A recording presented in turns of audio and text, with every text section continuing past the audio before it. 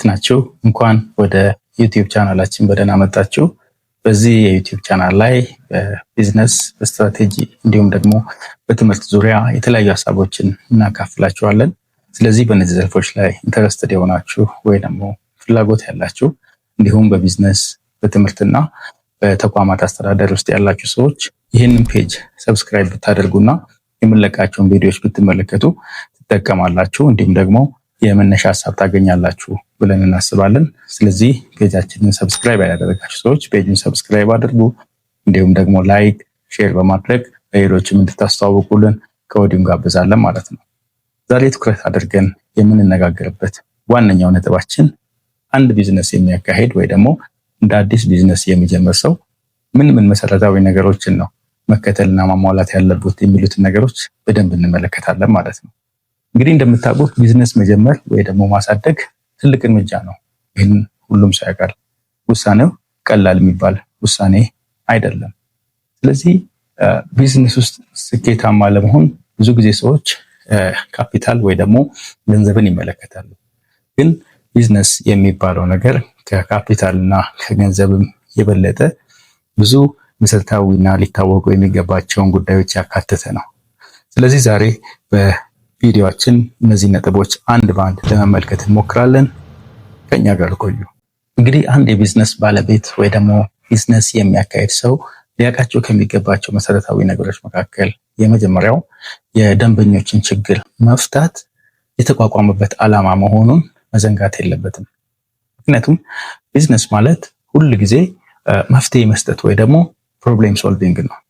ያ ማለት የሆነ ፔን አለ ከስተመር ወይ ደግሞ የኛ ኢላማ ደንበኞች ያላገኙት ያንን ፔን ወይ ደግሞ ያንን ችግር መፍታት ማለት ነው። ስለዚህ ቢዝነስ ማለት ሰዎች የሚከፍሉ ለሸቀጥ ወይ ደግሞ ለሆነ ቁስ ሊሆን ይችላል። ግን ከዛ አሻግረን ማሰብ መቻል አለብን። ቢዝነስ በምናቋቁምበት ጊዜ ይሄ ቢዝነስ የትኛውን የደንበኞችን ችግር ነው የሚፈታው የሚለውን ነጥብ በጣም ማወቅ ወይ ደግሞ ቀድመን መመርመርና ወይ ደግሞ ኢንቨስቲጌት ማድረግ ይጠበቅብናል ማለት ነው። ይህንን አድርገን የምንጀምር ከሆነ የኛም ምርት ግድ የሚጠቀሙ የሆኑ ሰዎች አሉ ማለት ነው። ደንበኛ ይኖረናል። ስለዚህ ሁል ጊዜ ቢዝነስ ውስጥ ማወቅ ያለብን የመጀመሪያው ነጥብ የትኛውን የደንበኞች ችግር ለመፍታት ነው ይሄ ቢዝነስ ፈንክሽን የሚያደርገው ወይ ደግሞ የሚሰራው የሚለውን ነገር ማወቅ ነው ማለት ነው። ሁለተኛው የገንዘብ ፍሰት አስተዳደር የምንለው ነው ወይ ደግሞ የካሽ ፍሎው ማኔጅመንት ማለት ነው። ብዙ ጊዜ ቢዝነሶች የሚወድቁት ለምንድን ነው ብለን ስናይ ትርፋማ መሆን ብቻ ሳይሆን የጥሬ ገንዘብ በእጅ መኖርና አለመኖር ነው።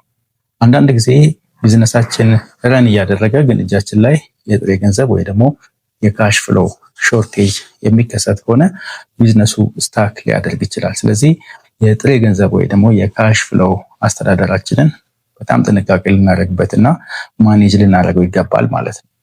ስለዚህ ይህንን ለማድረግ ማወቅ ያሉብን ነገሮች አሉ። የመጀመሪያው ያለንን የወጪ በደንብ ማወቅ ወይ ደግሞ ምን ያክል ወጪ ነው ያለብን የሚለውን በአግባቡ መለየትና ማወቅ ይጠበቅብናል።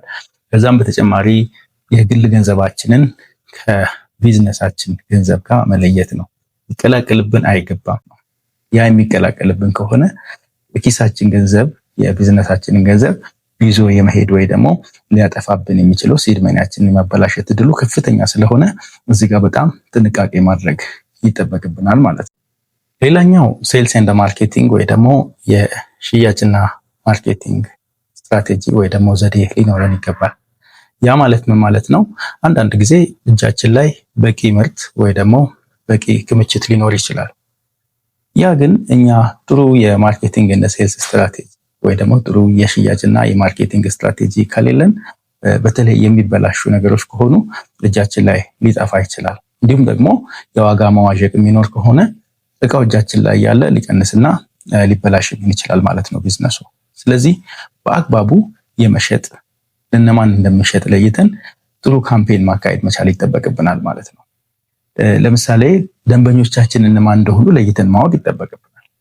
ደግሞ እነዚህን ደንበኞች እንዴት ተደራሽ እናደርጋለን፣ እንዴት እናሳምናለን የሚለውን ነገር ጥሩ የሴልስ ወይ ደግሞ የሽያጭ ስትራቴጂ መከተል አለብን። በራሳችን ከሆነ በራሳችን እንዲሁም ደግሞ በእኛ ስር ተቀጥረው የሚሰሩ የሽያጭ ባለሙያዎች የሚኖሩ ከሆነ ይህን ነገር ስልጠና መስጠት ወይ ደግሞ ኮች ማድረግ ይጠበቅብናል ማለት ነው። ከዛም በተጨማሪ ምርታችን ከሌሎቹ ለምን እንደሚሻል ደንበኞችን ማሳመን መቻል ይጠበቅብናል ማለት ነው። ሌላው መውደቅን እንደ ትምህርት ማየት ነው። ሁልጊዜም በቢዝነስ ውስጥ ሁሉ ነገር በትክክል ይሄዳል ማለት አይደለም። ፌለር ስህተቶች ይኖራሉ። አንዳንዴ እኛ የምንቆጣጠራቸው፣ አንዳንዴ ደግሞ ከኛ ቁጥጥር ውጭ የሆኑ ፌለሮች ወይ ደግሞ ሚስቴኮች ሊኖሩ ይችላሉ። እነዚህን ስህተቶች እንደ ውድቀት ሳይሆን እንደ መማሪያ ማየት መቻል ይጠበቅብናል። ቶሎ ቶሎ እያረመን ስህተቶቻችንን ቶሎ አድሚት እያደረግን እያመንን፣ አንዳንድ ሰው በተፈጥሮ ስህተቱን ባለማመን በስህተት ላይ ስህተት እየሰራ ቢዝነሱን የበለጠ ወደ ኪዮስ ወይ ደግሞ ወደ ምስቅልቅል እየመራ ይሄዳል። ሆኖም ግን መሆን ያለበት ስህተቶች በሚፈጠሩበት ጊዜ ያንን ስህተት ቶሎ አድሚት ማድረግ። አንድ የሚባል አባባል አለ፣ ቶሎ ተሳስተ ቶሎ ተማሪ የሚባል አባባል አለ። ስንሳሳት ከስህተታችን ቶሎ ተምረን ወደ ውጤት ለመምጣት ጥረት ማድረግ ነው ማለት ነው። ሌላው ስህተቶች ወይ ደግሞ ሚስቴኮች በሚመጡበት ጊዜ ያንኑ ማስቀጠል ሳይሆን ፍሌክሲቢሊቲ ወይ ደግሞ ተለዋዋጭ መሆን፣ ነገሮች ወደ ስህተት እየመሩ ከሆነ ከዛ ወጥተው ወደ ትክክለኛ መንገድ ለመምጣት ተለዋዋጭነት ወይ ደግሞ ፍሌክሲቢሊቲን መማር መቻል ይጠበቅብናል ማለት ነው። ሌላውና በጣም ወሳኙ ነገር የደንበኞች አያያዝ የምንለው ነው። ያው እንግዲህ እንደምታውቁት በቢዝነስ ውስጥ ከስተመር ኢዝ ኪንግ ወይ ደግሞ ደንበኛ ንጉስ ነው ተብሎ ነው የሚታወቀው አይደለም። ስለዚህ እነዚህ ደንበኞች በአግባቡ ልንይዛቸው ይገባል። እንግዲህ ደንበኛን በተመለከተ በሁለት ማየት እንችላለን። አዳዲስ ደንበኞችን መሳብና የነበሩንን ደንበኞች ማቆየት። አንዳንድ ጊዜ ሰዎች በቢዝነስ ውስጥ ምን አይነት ስህተት ነው የሚሳሳቱት? ደንበኛ በብዛት የሚመጣ ከሆነ ተመላላሽ ደንበኞችን ብዙም ትሪት አያደርጉም። ምክንያቱም ይመጣል በሄድን ምንም አይደለም የሚል ነገር ማለት ነው። ሆኖም ግን በቢዝነስ ውስጥ በጣም ወሳኝ የሚባለው ሎያል ወይ ደግሞ ታማኝ የሆነ ደንበኛ ማፍራት ነው። ምክንያቱም እነዚህ ደንበኞች ቢዝነሱ ምናልባት ነገር ዲክላይን የሚያደርግ አንዳንድ ሲቹዌሽኖች የሚያጋጥሙት ከሆነ ከኛ ጋር ሊቆዩ የሚችሉ ደንበኞች ናቸው። እንዲሁም ደግሞ ጥሩ ደንበኛ ወይ ደግሞ ሎያል ከስተመር ታማኝ ደንበኛ ካለን ወርድ ኦፍ ማውዝ በመጠቀም ለሌሎች የኛ ምርት ሪኮሜንድ ያደርጋሉ።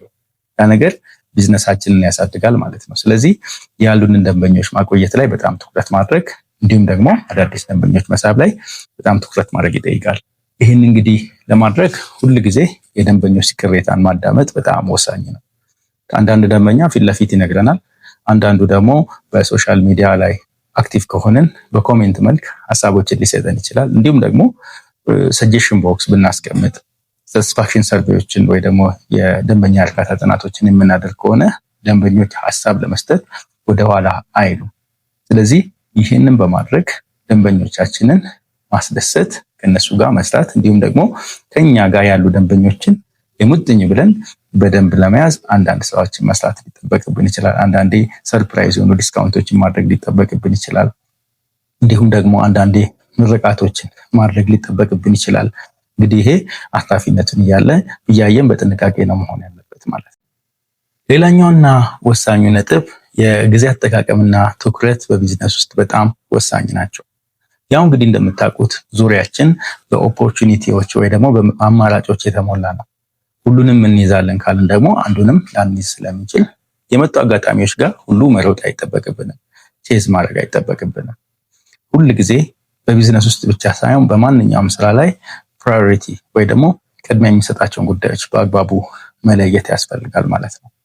ለዚህ አንዳንድ ቢጠቀሙ ዓለም አቀፍ ቱሎች አሉ። ለምሳሌ የፓሬቶ ፕሪንሲፕል ማየት እንችላለን። 80-20 ሩል ወይ ደግሞ የ20-80 ህግ የሚባለው ማለት ነው። በዚህ ህግ ላይ ሁል ጊዜ ጉልበታችንን የምናወጣባቸው 20% የሆኑ ተግባራት 80% የሆኑ ውጤቶችን ማምጣት አለባቸው። ያ ማለት በጣም ትንሽ ሰርተን ብዙ ውጤት የሚያመጡ ተግባራት ላይ ፎከስ ማድረግ አለብን ካሉን አማራጮች ማለት ነው። ሌላም ቱል አለ። ለምሳሌ ኤይዘንሃወር ማትሪክስ የሚባል አለ። በጣም አስቸኳይ የሆኑና ጠቃሚ የሆኑ ጉዳዮችን ቅድሚያ ልንሰጣቸው ይገባል። በጣም አስቸኳይ ያልሆኑና ጠቀሜታቸው ደግሞ አነስተኛ የሆኑ ጉዳዮችን ደግሞ ወደኋላ በማድረግ በስራ ላይ ትኩረታችንን በዚህ መልኩ ማስተካከል እና ጊዜያችንን በአግባቡ መጠቀም እንችላለን ማለት ነው። በነገራችን ላይ ስለ 80-20 ሩል እና ስለ ኤይዘንሃወር ማትሪክስ በሚቀጥሉት ቪዲዮዎች ላይ አንድ ቪዲዮ እንደምሰራባቸው ከወዲሁ ቃል መግባት ፈልጋለሁኝ። ሌላውና የመጨረሻው ወሳኙ ነጥብ ህጋዊነትና ዲሲፕሊን ወይ ደግሞ ስነ ምግባር ነው። ብዙ ጊዜ ሰዎች ቢዝነስ ህጋዊ ከሆነ ግብር ይኖርበታል፣ የተለያዩ ጥያቄዎች ይመጡበታል በሚል ይሰጋሉ። ሆኖም ግን አንድ ቢዝነስ ህጋዊ ከሆነ አንደኛ በደንበኞች ዘንድ ትረስት ወይ ደግሞ ታማኝነትን ያመጣል። እንዲሁም ደግሞ የቢዝነሱ ባለቤት ሩቅን እንዲያስብና እንዲያልም ያደርገዋል ማለት ነው። ይህ እንግዲህ ቢዝነሱ እንዲያድግ መሰረት ይሆነዋል ወይ ደግሞ ቢዝነሱ እንዲያድግ ወደፊት በደንብ እንድናስብና ተስፋ እንዲኖረን ያደርጋል ማለት ነው። ስለዚህ አንድ ቢዝነስ ህጋዊ ማድረግ እንዲሁም ደግሞ የሚጠበቅበትን ነገሮች ማከናወን፣ ህጋዊነቱን መጠበቅ ለቢዝነስ ስኬት በጣም መሰረታዊ ነው ማለት ነው። እንግዲህ ብቻ አይደለም፣ ብዙ ነገሮችን ማንሳት እንችላለን። በጥቂቱ ግን እነዚህ ነገሮች ላይ እንኳን ትኩረት የምናደርግ ከሆነ ቢዝነሳችን የተወሰነ ደረጃ ወደፊት መራመድና ስኬታማ የመሆን እድሉ ይጨምራል ለማለት ነው። ለዛሬ የነበረን እንግዲህ ይህንን ይመስላል። ኮሜንት ቦክስ ገብታችሁ ሀሳባችሁን ስጡን። በምን ዙሪያ ቪዲዮ ብንሰራ እንደምትጠቀሙ አሳውቁን። ለዛሬ ግን ጨርሻለሁኝ። አመሰግናለሁ። መልካም ጊዜ